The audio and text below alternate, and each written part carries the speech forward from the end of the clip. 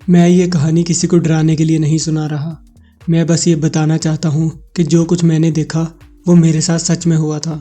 और अगर आप दिल्ली में रहते हैं तो शायद आपने भी उस जगह के बारे में सुना होगा।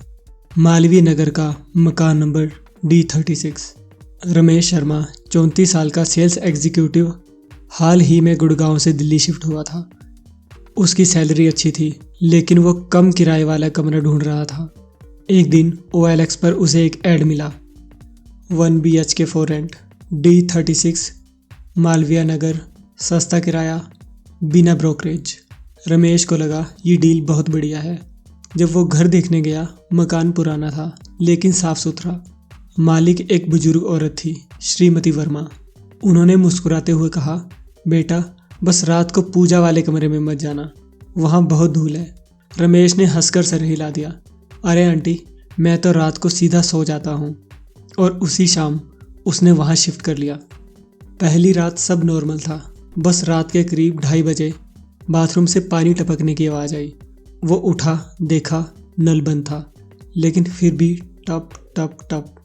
वो सोचने लगा शायद ऊपर वाले फ्लोर से पानी गिर रहा होगा। पर तभी एक ठंडी हवा आई और उसने देखा पूजा वाले कमरे का दरवाज़ा थोड़ा खुला हुआ था। उसने जाकर दरवाज़ा बंद किया और अंदर से अगरबत्ती जैसी खुशबू आई, जबकि वहाँ पर कोई पूजा नहीं हुई थी। अगले दिन ऑफिस से लौटते वक्त उसने पड़ोसी से पूछा, भाई इस मकान में पहले कौन रहता था?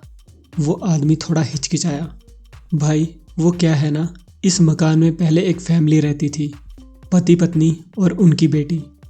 5 साल पहले एक रात उस लड़की की मौत हो गई। ये सुनकर रमेश के रोंगटे खड़े हो गए। उसने पूछा, कैसे? कहते हैं उसने उसी पूजा वाले कमरे में खुद को फांसी लगा ली थी। ये सुनकर रमेश वहाँ से चला गया। उस रात रमेश ने ज़्यादा सोचा नहीं, पर सोते वक्त अचानक उसका फ़ोन वाइब्रेट हुआ। अननोन नंबर से व्हाट्सएप मैसेज आया, don't close the door tonight. वो चौंका, रिप्लाई किया, हु इज़ दिस? कोई जवाब नहीं आया।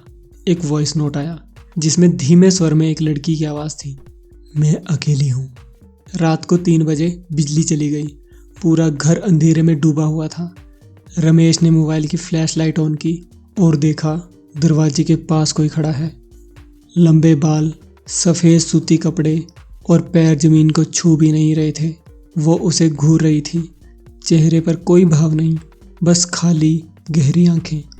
वो बोला, कौन है वहाँ? और जैसे ही उसने फ्लैश लाइट ऊपर की, वो अचानक से हवा में घुल गई। सिर्फ अगरबत्ती की खुशबू बची। रमेश ने पूरी रात फ्लैश लाइट जलाकर काटी। अब हर रात कुछ ना कुछ होता। कभी दरवाज़ा अपने आप खुलता, कभी खिड़की पर किसी के नाखूनों के निशान मिलते। एक दिन तो हद हो गई जब उसने अपने मोबाइल की कॉल रिकॉर्डिंग सुनी। वो ऑफिस के किसी क्लाइंट की कॉल थी, लेकिन बीच में एक फुसफुसाहट आई, रमेश पूजा वाला कमरा खोलो। वो डर गया। उसने CCTV लगवाया। पहली रात सब ठीक था। दूसरी रात फुटेज में दिखा एक लड़की उसके कमरे के बाहर खड़ी थी। साफ साफ दिख रहा था वो कैमरे की ओर झुकती है, मुस्कुराती है और फिर फ्रेम से गायब हो जाती है। अब रमेश ने घर छोड़ने का फैसला किया। सुबह वह श्रीमती वर्मा के पास गया, आंटी ये घर, इसमें कुछ गड़बड़ है। वो बोली, तुमने दरवाज़ा खोला था ना? नहीं, लेकिन कुछ है उस कमरे में। वो धीरे से बोली, वो मेरी बेटी थी, आर्या। उसने उसी कमरे में अपनी जान दे दी थी, पर उसकी आत्मा को आज तक शांति नहीं मिली। मैं उसे रोज अगरबत्ती जलाकर बुलाती हूँ ताकि वो अकेली ना रहे। रमेश ने कांपते हुए कहा, मतलब आप जानती हैं कि वो यहीं है? वो मुस्कुराई, हाँ बेटा, और आज रात शायद वो तुमसे मिलने आएगी। रमेश ने उस रात अपने दोस्तों को बुला लिया।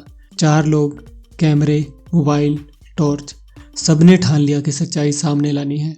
रात के 2:45 बजे फिर वही आवाज़ें, खटखटाहट, दीवार पर खरोंचे और पूजा वाले कमरे में से रोशनी। दरवाज़ा खुद खुल गया। अंदर आर्या की आत्मा खड़ी थी, आधी जली हुई साड़ी, चेहरे का आधा काला हिस्सा, लेकिन उसकी आंखें अब भी चमक रही थी, नीली, ठंडी और शांत। वो धीरे धीरे बोली, तुम लोगों ने मेरे कमरे की चीज़ें क्यों छुई? मैं अब भी यहाँ रहती हूँ। उसके बाल हवा में उड़ने लगे, मोमबत्तियाँ बुझ गई। एक दोस्त ने कैमरा नीचे गिरा दिया और सबने देखा आर्या अब छत से उल्टी लटक रही थी। चीखों की आवाज गूंज उठी। रमेश और उसके दोस्त बाहर भागे, लेकिन दरवाजा अपने आप बंद हो गया। चारों ने दरवाजा तोड़कर अपनी जान बचाई। सुबह रमेश पुलिस को अपने साथ लेकर आया। उस समय कमरा बिल्कुल सामान्य था। सिर्फ एक मोबाइल फोन फर्श पर पड़ा था, जिसमें आखिरी रिकॉर्डिंग थी। अगर किसी को यह रिकॉर्डिंग सुनाई दे तो D36 में मत आना, मैं अब भी यहीं रहती हूँ। आज भी मालवीय नगर में वो मकान बंद पड़ा है, लेकिन पास वाले लोग कहते हैं रात को वहां से अगरबत्ती की खुशबू और एक लड़की की हंसी की आवाज आती है।